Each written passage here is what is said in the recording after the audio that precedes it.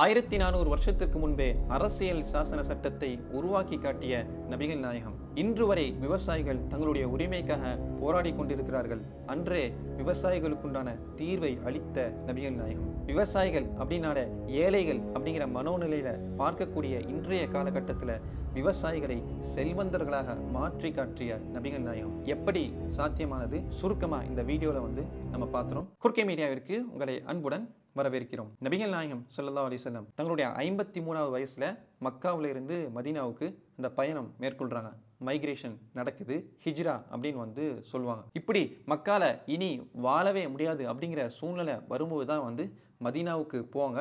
அப்படி போகும்போது அங்க மிகப்பெரிய 2 கோத்திரத்தார்களா யார் இருப்பாங்க அப்படின்னா அவுஸ் மற்றும் ஹஸ்ரஜ் கூட்டத்தார்கள் அங்கே வாழ்ந்து வர்றாங்க. அது மட்டும் இல்லாமல் அதே மதீனாவிலே ஒரு 3 மிகப்பெரிய யூத கூட்டத்தார்கள் வாழ்ந்து வர்றாங்க.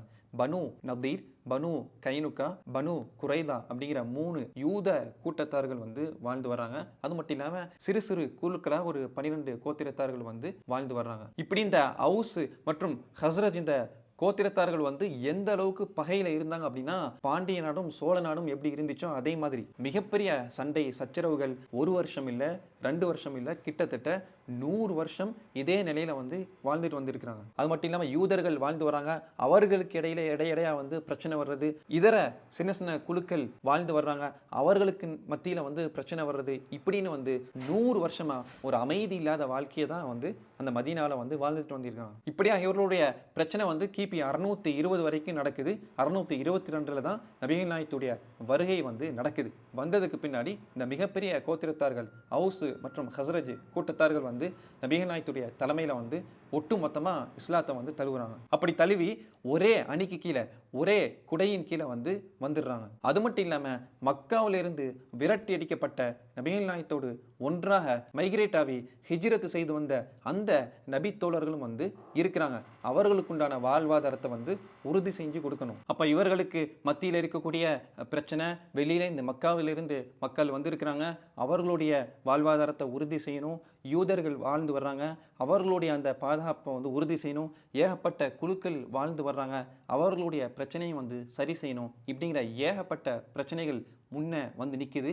அந்த சூழ்நிலையில தான் இப்படிப்பட்ட ஒரு அரசியல் சாசன சட்டத்தையே உருவாக்குறாங்க. இப்படி எழுதப்பட்ட அந்த அரசியல் சாசன சட்டத்துல என்ன இருக்குது அப்படின்னா எல்லாமே இருக்குது. அந்த காலகட்டத்தில் அந்த மக்களுக்கு நடுவில் இருக்கக்கூடிய என்னென்ன பிரச்சனைகள், அதை எப்படி எப்படி சரி செய்யணும், அதுக்குண்டான தீர்வு என்ன, அவர்களுடைய வாழ்வாதாரத்தை எப்படி உறுதி செய்யணும் அப்படிங்கிற எல்லா பிரச்சனையுமே அதில் எழுதி வச்சாங்க. இப்படி ஒவ்வொருவரும் ஒவ்வொரு குழுக்களாக வாழ்ந்துட்டு வந்தாங்க. நபிகளுடைய வருகைக்கு பின்னாடி இவர்கள் எல்லாம் ஒரே அணியில் ஒன்று சேர்றாங்க. அப்போ இவர்கள் பெரும்பான்மையாக ஆயிடுறாங்க. இந்த மதீனத்து அரபிகள், ஹவுஸ் ஹஸ்ரஜ் கூட்டங்கள், இதர சின்ன சின்ன குழுக்கள் எல்லாமே ஓர் அணியில் பெரும்பான்மையாக ஆவிடுறாங்க. யூதர்கள் சிறுபான்மையாக ஆவிடுறாங்க. அப்போ யூதர்களுடைய பாதுகாப்பை உறுதி செய்யணும் அப்படின்னு அவர்களுக்கு மத்தியில் நடக்கக்கூடிய அந்த அக்ரிமெண்ட் அப்படிங்கிற எல்லா சூழ்நிலையுமே அதில் கொண்டு வராங்க. அப்படியா உருவாக்கப்பட்ட அந்த அரசியல் சாசன சட்டத்தில் தான் மிகப்பெரிய ஒரு பிரிவாக அக்ரிகல்ச்சர் வேளாண்மை சட்டங்களை கொண்டு வர்றாங்க. மதீனால முழுக்க முழுக்க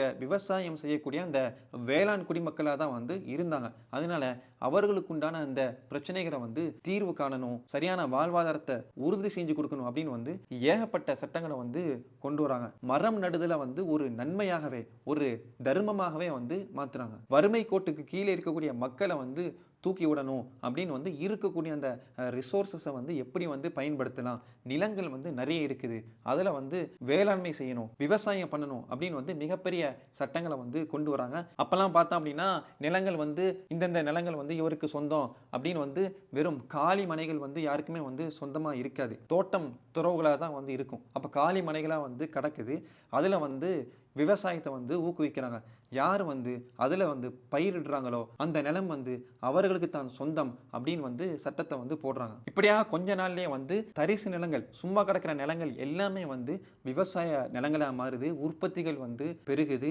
அதில் மதீனால இருக்கக்கூடிய அந்த மக்களுடைய வாழ்வாதாரம், பொருளாதாரம் செல்வ செழிப்பாக தொடங்க ஆரம்பிக்குது. இப்படிப்பட்ட இந்த முயற்சியில என்னென்ன துறைகள்லாம் கை வைக்கிறாங்க அப்படின்னா முதல்ல இந்த பிளான்டேஷன், மரம் நடுதல், அதுக்கப்புறம் பாவ பாவர்ட்டி அலிவியேஷன், வறுமை ஒழிப்பு, அதுக்கப்புறம் வந்து எக்கனாமிக் டெவலப்மெண்ட், பொருளாதாரத்தை வந்து பெருக்கிறது, இன்ஃப்ராஸ்ட்ரக்சர் டெவலப்மெண்ட், மரம் நடுதல், இந்த மாதிரி விஷயங்கள் மூலமா அங்கே இருக்கக்கூடிய அந்த சிட்டியினுடைய அந்த நகரத்தினுடைய அந்த இன்ஃப்ராஸ்ட்ரக்சரை வந்து டெவலப் பண்ணுறது, அக்ரிகல்ச்சரை வந்து ஊக்குவிக்கிறது. அதுக்கப்புறம் பார்த்தா ஜாப் ஆப்பர்ச்சுனிட்டி சொல்லக்கூடிய மிகப்பெரிய வேலை வாய்ப்புகளை வந்து உருவாக்கி கொடுக்கிறது. வாட்டர் மேனேஜ்மெண்ட் மிக முக்கியமான விஷயமா வந்து நீர் பாசனத்தை வந்து உறுதி செய்கிறது. அதாவது மேலே இருந்து கீழ் நோக்கி ஓடக்கூடிய அந்த தண்ணியை தடுப்பதற்குண்டான உரிமை யாருக்குமே கிடையாது அப்படிங்கிற சட்டத்தை வந்து போடுறாங்க. இந்த நீர் மேலாண்மையில வந்து மிகப்பெரிய பிரச்சனைகள் வந்து கிளம்புது. அதாவது மேலே இருந்து கீழ் நோக்கி ஓடக்கூடிய அந்த தண்ணீர் இடையில வந்து பல நூற்றுக்கணக்கான தோட்டங்கள் துறவுகள் வந்து இருக்கும். இப்போ அவர்களுக்கு நடுவில் வரக்கூடிய பிரச்சனை, இந்த தண்ணி வந்து தோட்டக்காரர்கள் வந்து அடைச்சி வச்சிருவாங்க. சில தோட்டத்தில் இருந்து அடுத்த தோட்டத்துக்கு வந்து மிக அதிகமாக தண்ணி போயிடும். அவர்கள் வந்து அவர்களுடைய தேவைக்கு போக அதிகமாக வந்து தண்ணி வந்து சேர்த்து வச்சிருவாங்க. அதை வெட்டி உள்ளக்கு வந்து கிணறு மாதிரி வெட்டி கேணி மாதிரி வெட்டி மிகப்பெரிய தண்ணியை வந்து சேர்த்து வச்சிருவாங்க.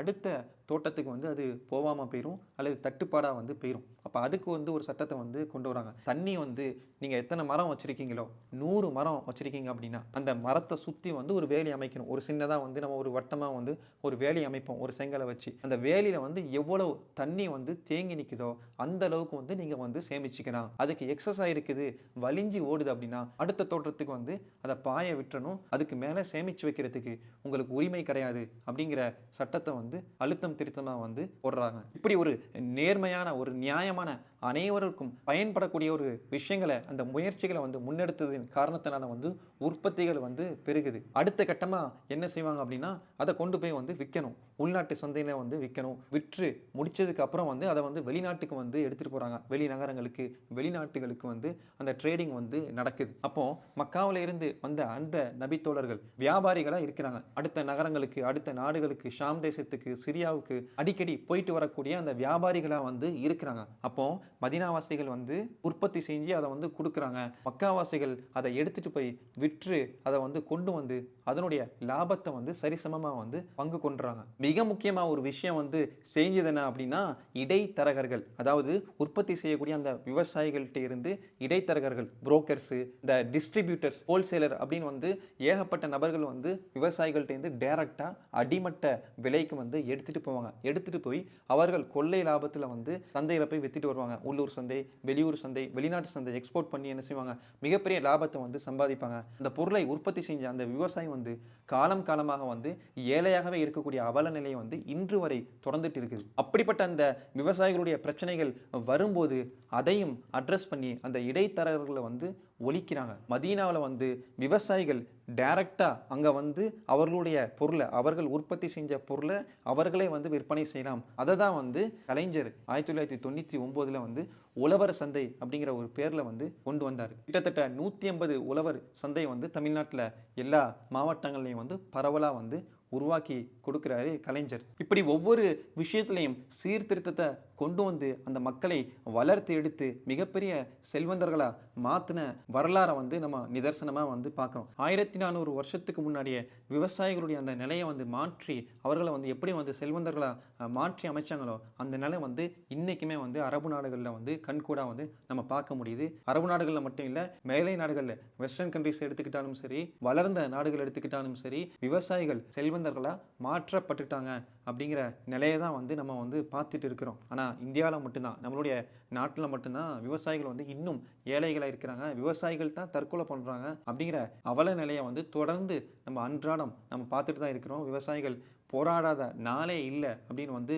சொல்லலாம். இதுல இருந்து நமக்கு என்ன தெரியுது, சொந்த தேசத்து மக்களை உளப்பூர்வமாக நேசிக்கக்கூடிய தலைவர்கள் இருந்தா நிச்சயமா வந்து அவர்களுடைய பிரச்சனையை வந்து தீர்க்க முடியும், அவர்களுடைய பொருளாதாரத்தை வந்து பெருக்க முடியும் அப்படிங்கிற வரலாறுகளை வந்து இன்றைக்கும் வந்து வெளிநாடுகளில் நம்ம வந்து பார்த்துட்டு தான் இருக்கிறோம். ஆனால் இதுக்கு மாற்றமா என்ன நடக்குது நம்ம நாட்டில், மிகப்பெரிய பணக்காரர்களுக்கு வந்து பல லட்சம் கோடி, பல ஆயிரம் கோடி, 14 லட்சம் கோடி, 16 லட்சம் கோடியை வந்து அப்படியே வந்து தள்ளுபடி பண்றாங்க. ஆனால் விவசாயிகளுக்கு வந்து சில ஆயிரங்கள் சில லட்சங்களை வந்து தள்ளுபடி பண்றதுக்கு வந்து யோசிச்சு என்ன செய்யறாங்க, அந்த விவசாயிகள் வந்து தற்கொலை பண்ணியே வந்து செத்துட்டு இருக்கிற அவல நிலையை தான் வந்து நம்ம பார்த்துட்டு இருக்கிறோம். இந்த நிலையை மாறணும் அப்படின்னா நல்ல தலைவர்கள் வந்து இந்த நாட்டுக்கு வேணும், நல்ல தலைவர்களை வந்து இந்த மக்கள் வந்து தேர்ந்தெடுக்கணும் அப்படிங்கிற கோரிக்கையை முன் வச்சு இந்த வீடியோ வந்து நிறைவு செய்கிறோம். வீடியோ பற்றி அவங்களுடைய கருத்துக்களை வந்து பதிவு செய்யுங்க. இது போன்ற நல்ல தகவல்கள் உங்களுக்கு வந்து சேர்றதுக்கு நம்ம சேனலை வந்து சப்ஸ்கிரைப் பண்ணிக்கோங்க. மீண்டும் அடுத்த ஒரு நல்ல பதிவில் சந்திப்போம். அதுவரை நன்றி. கொர்க்கை மீடியா.